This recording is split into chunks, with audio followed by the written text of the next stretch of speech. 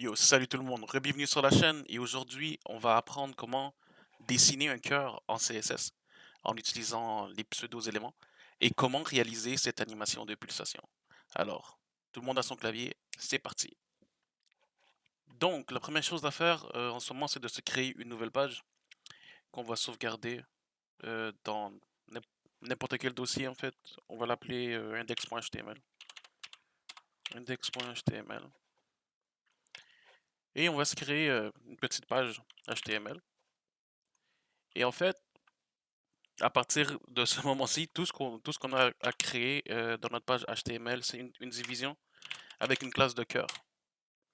Et c'est absolument tout.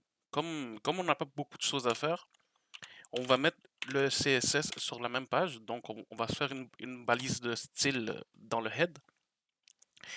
Et maintenant, on peut créer... on peut commencer à dessiner en CSS. Donc, cœur. On va lui créer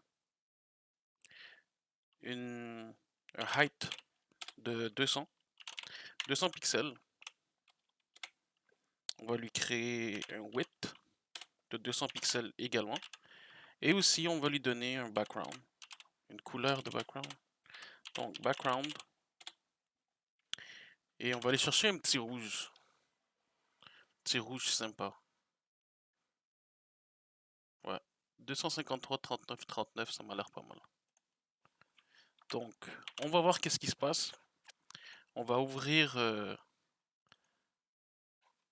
notre page index.html et on voit qu'en ce moment, tout ce qu'on a en fait, c'est un carré rouge.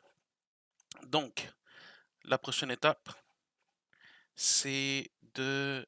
En fait, on va centrer tout ça. Donc, on va donner à notre body un display flex. Display de flex.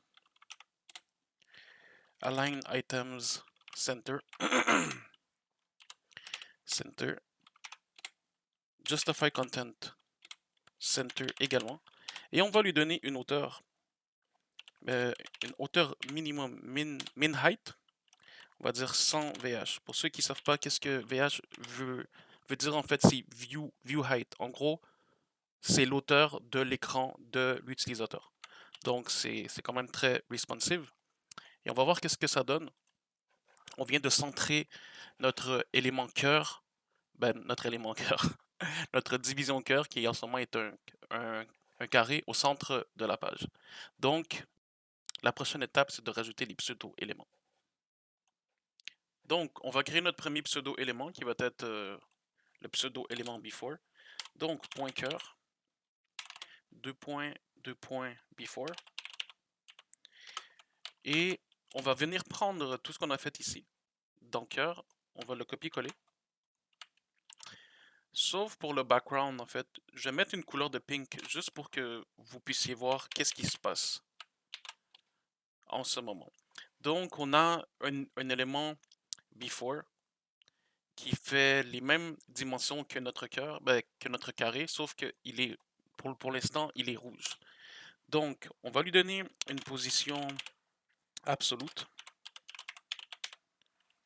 Et pour ça, on va donner aussi une position de relative à notre cœur pour que position relative pour que notre élément before vienne se coller à lui et on va faire un top de moins 100 pixels.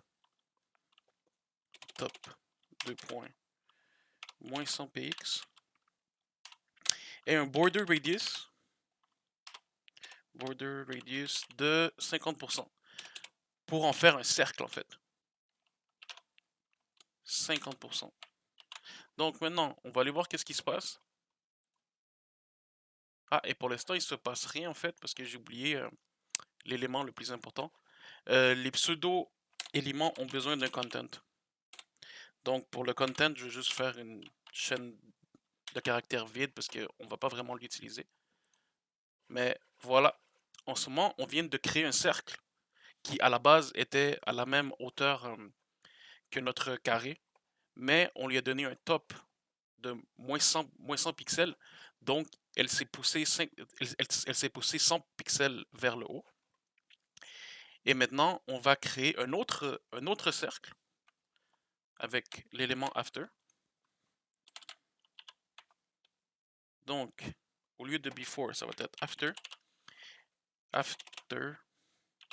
Bon, on va l'avoir. Et au top, ben, on va écrire 0. Parce que, en fait, je ne le veux pas vers le top.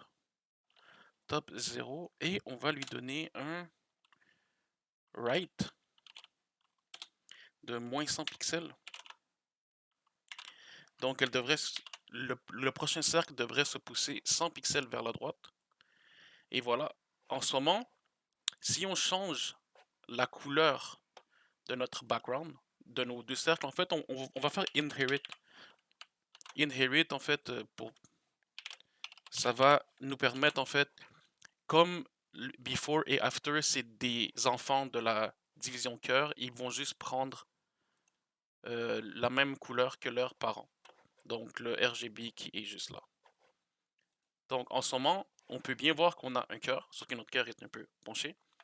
Donc, qu'est-ce qu'on va faire? On va venir faire un petit transform ici.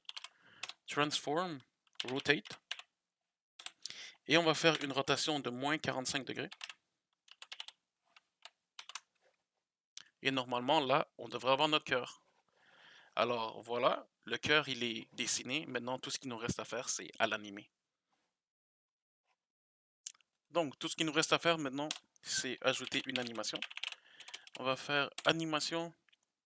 Notre animation, on va l'appeler pulsation. Pulsation. Une seconde. On va la faire durer une seconde.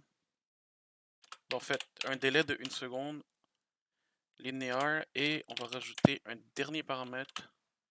Infinite. Comme ça, notre cœur va faire une pulsation à l'infini. Maintenant que ça c'est fait, tout ce qu'il nous reste à faire, c'est de... Ben, l'animation pulsation n'existe pas, il faut la créer. Donc, on va faire A commercial keyframes pour créer toutes les frames de cette animation de pulsation. Normalement, on aurait pu faire un from to, ce qui aurait été très très simple, mais comme l'animation est un peu plus complexe, on va y aller en pourcentage. Donc, à 0% de mon animation, qu'est-ce que je veux? Je veux un transform. Et un transform, il faut qu'on fasse une rotation ici. Un rotate de moins 45 degrés, parce que sinon, en fait, elle ne gardera pas, le cœur ne gardera pas le moins 45, il va se repencher. Donc, il faut réécrire le rotate moins 45 degrés et je veux un scale. Un scale de 0.9. On va faire rapetisser le cœur un petit peu. Donc, ça c'est fait. À 70% de mon animation. 70 ou 75? 70. 70, ça va. On va faire encore un transform. En fait, on va copier-coller.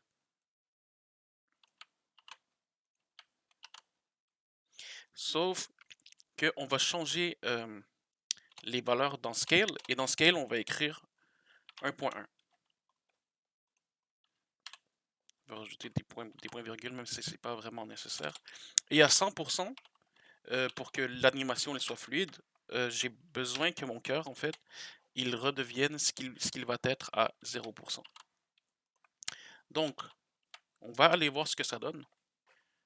Donc, on va ouvrir notre page ici. Et voilà, notre animation de cœur, elle est complétée. Donc, c'est tout pour cette vidéo. Si tu veux t'amuser à jouer avec les pourcentages des keyframes, ça peut toujours être instructif. Si tu aimes le contenu de cette chaîne, abonne-toi parce que on aura plusieurs tutos CSS qui s'en viennent, plusieurs projets qu'on fait sur cette chaîne. Alors, moi, je vous dis à la prochaine. C'était JD Dev.